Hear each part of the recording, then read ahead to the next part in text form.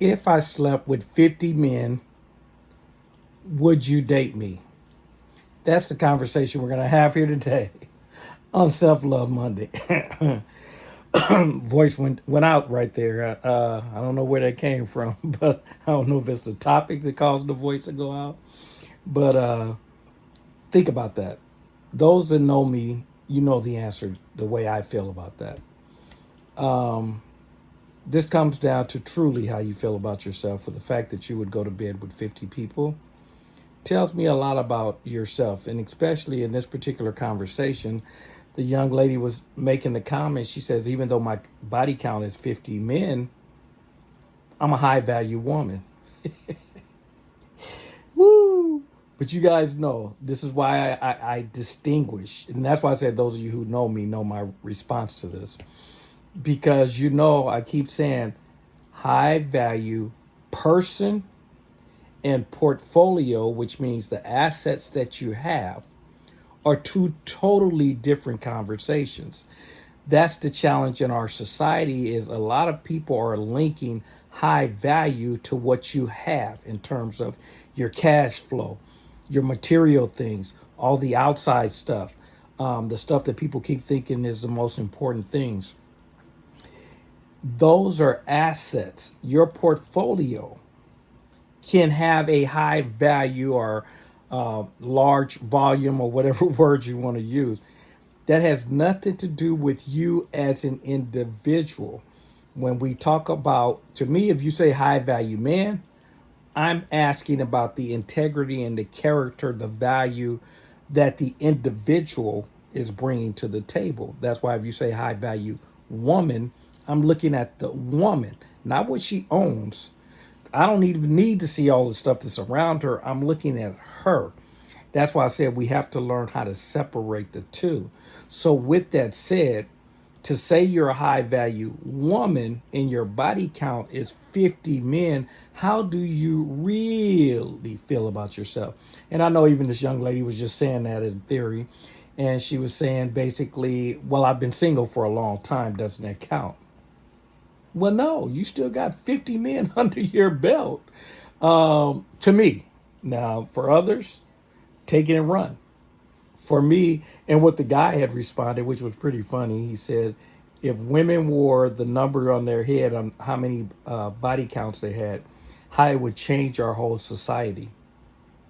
I do agree because women do control a lot of this. If they said no, the sexual revolution, as everybody want to call it or whatever, would slow down tremendously and almost come to a total halt. Because if women say no, that's why when I hear guys talking about guys are hunters and all the other stuff that we throw out there, if the woman say no, you're gonna look like a bad hunter. This is like I said, and I'm not saying women are prey, but you guys have heard me say that before also. When does the prey get to tell the hunter what to do? When you hunt, you see what it is you're after, you shoot it, you bag it, you take it home.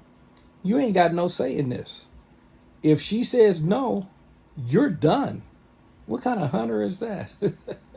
So these are a lot of the myths that we keep putting out here. But anyway, what he was saying is it will change a lot of our culture if women put that number because one, women wouldn't want to add more guys to the count because she knows if guys start to see her number count getting higher, he ain't gonna want to deal with her.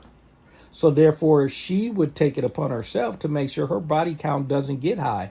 We might get a lot more women, probably majority of them that said, you gonna wait till I get married before I say yes. Now, with that said, I understand what he was saying, but it's putting all the pressure on the woman, and she is not the only one that has to learn how to say no. I do believe guys have to learn how to say no too, because they can. That is garbage when we keep saying, well, it's just a man thing and that's just the way men are built and stuff. No, it's not. Male and female will always be attracted to someone. Going to bed with other people, with people, that's a choice.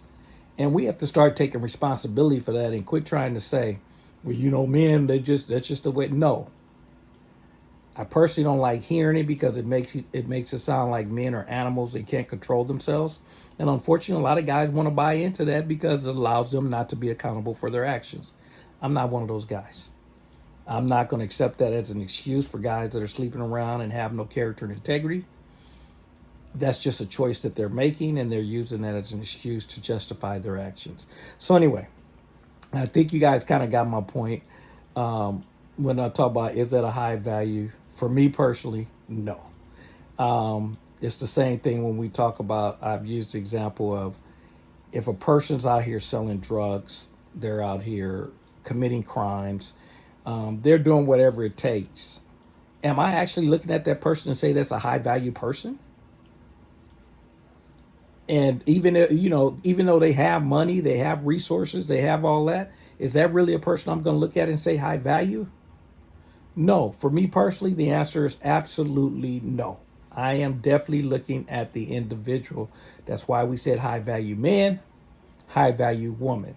We did not say portfolio because, again, that's separate. That means you can go look at what someone has and you can look and say, that's a high portfolio. There's a lot of wealth, there's financial wealth or material things that's attached to that without knowing who the person is. The portfolio is the portfolio. It's got a lot of money in it, a lot of assets, whatever we want to call that.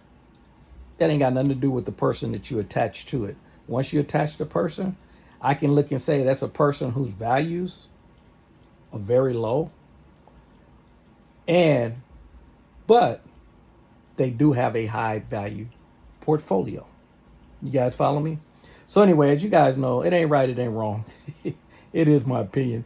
That's just amazing to me how people in our culture, how we've become to this point where we instantly want to call people high value, especially the new thing now. And you guys again heard me say it before. The new thing is find a man that's making six-figure income. Folks, that does not make him a high value man. That does not make him a good man. It doesn't make anything. It doesn't mean anything as far as who he is as an individual. Because there's a lot of people that's making great money, but the way they're getting it is not of high value. So again, it ain't right. It ain't wrong. It is my opinion. Now run on over to my app. It's Simplified You, the two separate words, the word simplified, the letter U. And you download my app. It's a free app. I actually included my book in there, the Relationship Success Handbook, Get Rid of Your Problems, Not Your Partner. The book is, of course, available on Amazon, but I put it as a free, you get instant access to it inside the app because this is not about trying to sell books. This is more getting the brand out so people know who I am. And that's a perfect way for people to get to know my ideals, the way I think through the book. And that's the reason we're offering it out there. But anyway, as you guys know, if you're not having fun, you should be doing something else. Folks, become a high value person, man and woman, and understand your money ain't got nothing to do with that. All right, I'll talk to you guys on Thursday. Take care. Bye bye.